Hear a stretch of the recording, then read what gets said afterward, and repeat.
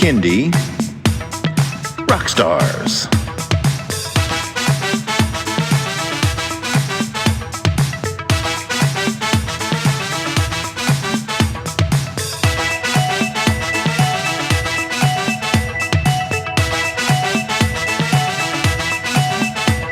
Prepare for a treat, let's meet and greet some bands and singers that are super sweet, making music that's fun for boys and girls. Help them learn about this great big world. Fun for the family, yes it's true, your kids will love it and you will too. Clap and dance and sing aloud, become a part of the Kindie crowd. These songs will make you move your feet and give your ears a great big treat. So settle in, grab your guitars, and let's get to know our Kindie Rockstars.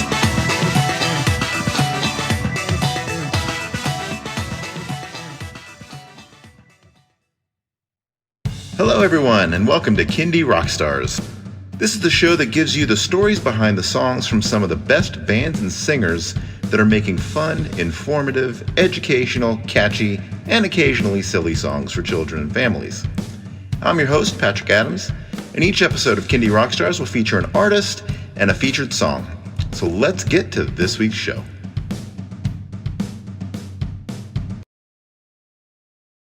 Hello, everyone. Joining me on tonight's show is Todd N Tina. Welcome to the show. Thanks for having us. All right. So tell everyone out there how you guys got into Kindie music. It actually started, I actually kind of have a semi-regular jingle writing career, and I was doing the road trip with the family through South Dakota, and we're from Minnesota. And I kept hearing songs by the presidents of the United States of America. You remember that band? I do. Obviously, you know, Chris Ballew We, if you're doing Kindie music. But I kept hearing them nonstop on our satellite radio. And then I got back home, and then on the local stations, I kept hearing Chris Ballew with all the presidents of the United States of America. And I'm like, what is the world trying to tell me? Like, it's a song, you know, you haven't heard Lump for Peaches for how many years, and then all of a sudden you're hearing it everywhere. And I always kind of pay attention to the cues and just see if you kind of follow that stream. And then I looked him up and I saw that he was doing kids music, and I'm a jingle writer, and it's kind of, and I write goofy songs to begin with. So it kind of all fell into place that way. And then I reached out to Tina over there to help polish things up. And my background is actually, I'm a elementary music teacher. So I've been teaching music for 20 plus years. And I sang on some of Todd's jingles, and we collaborated a little bit with that. And one day he called and said, hey, I've written a couple of these kids songs. Would you just come on over and sing through them a little bit with me? I'm like, sure, okay. And we recorded a couple tracks, and then he's like, oh, I got a few more. And it just kind of kept snowballing, and all of a sudden we had 10 songs recorded, and thought, well, let's just put an album together and see what happens. And so that's how Todd N Tina was born. Excellent. That is a unique origin story. Yeah. Well, and it's also, oh, I'm sorry. Go ahead. I was about to say, nice shout out to presidents of the United States of America. Yeah. Maybe we can get Chris Ballew to listen and chime there in. You go. Yeah, no, it's kind of crazy. And then also it's just like, once you get into that world, it's just kind of, you know, I've been in bands for my whole life, and it's just a different, it's weird because it's like you get older and you're not as connected to the emotions in music as much. You like making music, you like the craft of it, but you know, I'm not 16 bleeding my heart out to a girl at this point, you know, and it just gives you a whole new realm of like fantastical creativity. And then I got kind of hooked on it. Yeah, kids music is good for that. There are, you know, there's sort of general topics like, you know, dinosaurs and things like that. Food, exactly. Mm-hmm. Animals, you know, all sorts of different things. But then you just go sometimes left of center with song topics. And that's one thing I loved about you guys. I said some of your song titles. It's like, oh, I bet that's a really fun song. That's the idea. And I feel like we have a really good test audience with my classroom. And as we've been recording things, the very first day of school, I played one of our songs, I played Silly String for my students in class. I didn't tell them what it was or who it was by. I just turned it on and we did kind of a movement activity with it. And before, the second time through the course, all the kids were singing the song along. And I thought, this is so amazing that, they were picking it up so quickly and having such a good time with it. And to me, that's what kids' music needs to be. It needs to be easy to listen to and fun, and kids can sing right along. Totally agree. So in the partnership, as you guys like put songs together, how is that dynamic between the two of you? Does one of you write the songs and then the other one participates vocally, or how does that dynamic work? Todd's a songwriter, and he's the creative engine behind our train. And so he'll write this stuff and call me up and say, hey, or most of the time now he'll just send me an email and a quick demo, and he puts it together in his brain. I come in and maybe tweak if it needs some tweaking, add some melodic contour. Todd's range is small, and kids' music's range doesn't need to be big, but maybe more than a couple notes. And so I add that component to our songs, and it's a lot of back and forth and working together, and then we record. And it's a good barometer too, to say, like, sometimes I think a song's great. I'm like, Chrissy, check this out. This is the one. And she's just like, you got to cut that line. That's not going to work in kids' music. And, you try and sneak those things in, and just more for fun and all that. And it's nice to have somebody else. She kind of, puts on the frosting and makes it seem a little more palatable and friendly, just because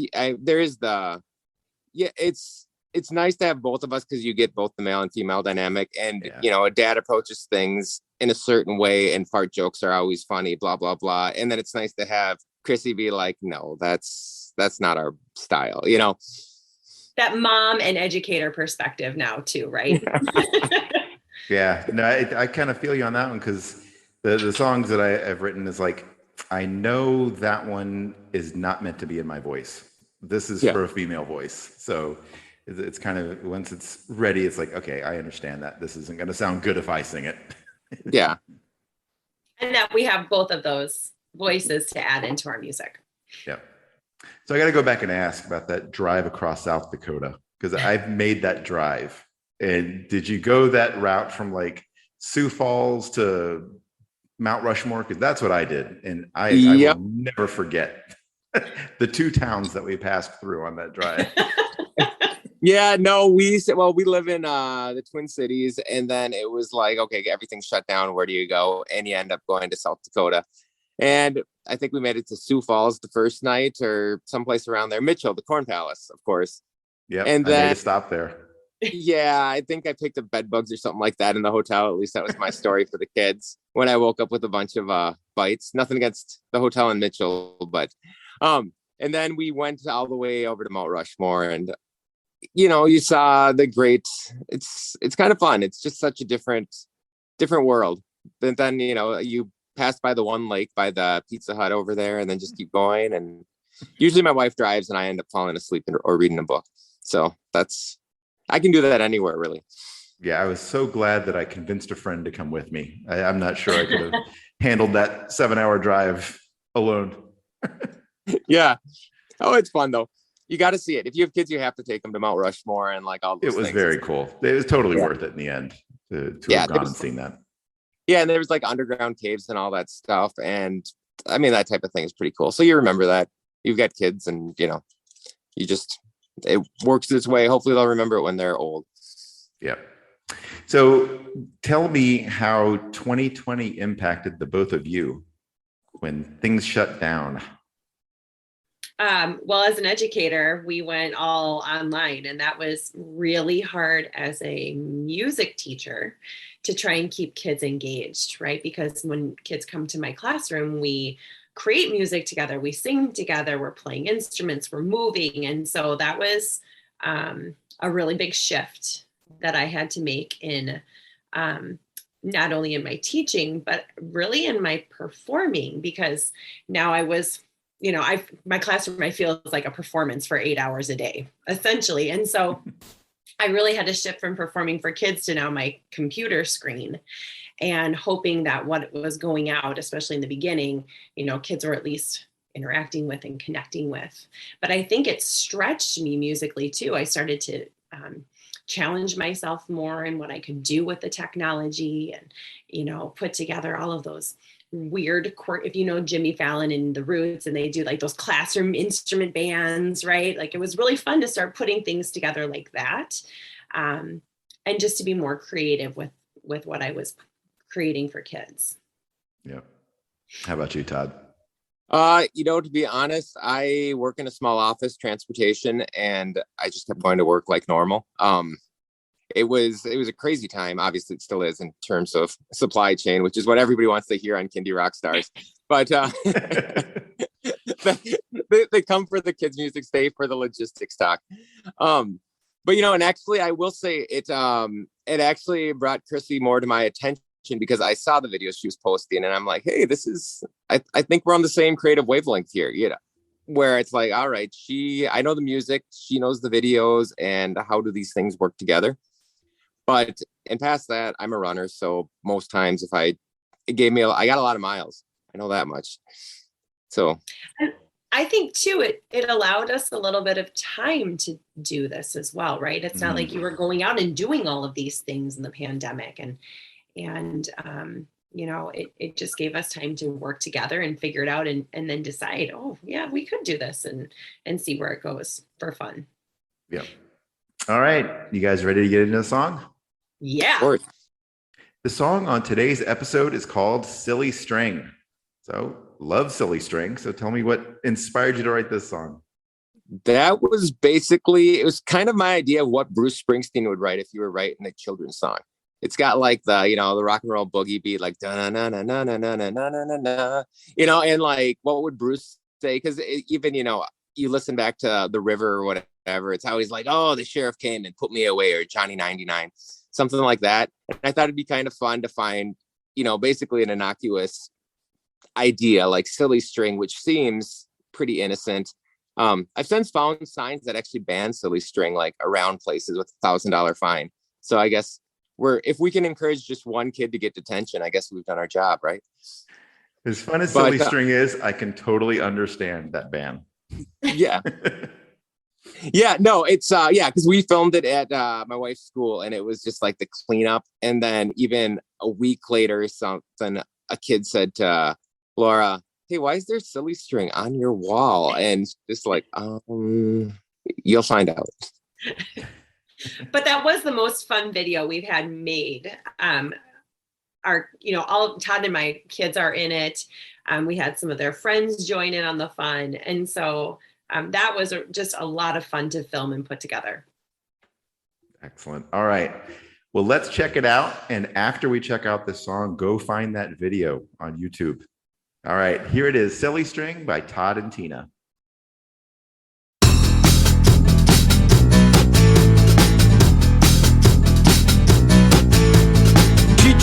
Teacher, well, you don't understand. I've got the answer to the question right here in my hand.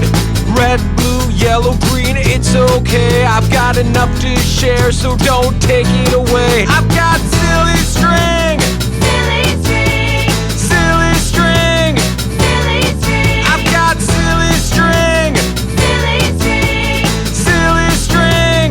Silly string. One time I brought it to school, and it wasn't okay. I thought I'd show the teacher, and she took it away. The principal asked me why I did it. My face turned red, and I knew I blew it. I've got silly string. Silly string. Silly string. Silly string. I've got silly string. Silly string. Silly string. Silly string. So my parents came and got me. Now I'm grounded for life. I won't ever get out. I'm just serving my time.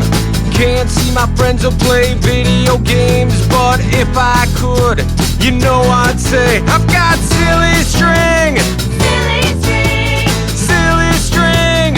Silly string. I've got silly string. Silly string. Silly string. Silly string. I've got silly string. Hey, you want some? Silly string. It's so much fun. I've got silly string. It's a blast.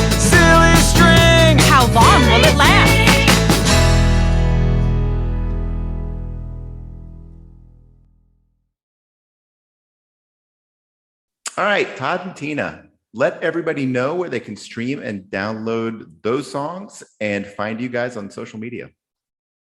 You can find us on Spotify. Just type in toddntina.com. It brings you right to our YouTube page, Facebook. Todd _N_Tina. It'll show up. Everything's everywhere these days. Please check it out. And if you like it, tell others. If you don't, give it a chance. Go to the Darth Vader song. Give it a whirl. Find your jam. All right. Well, Todd and Tina, thank you so much for being on the show. It's been a pleasure having you on. Hey, Thanks so much for having us.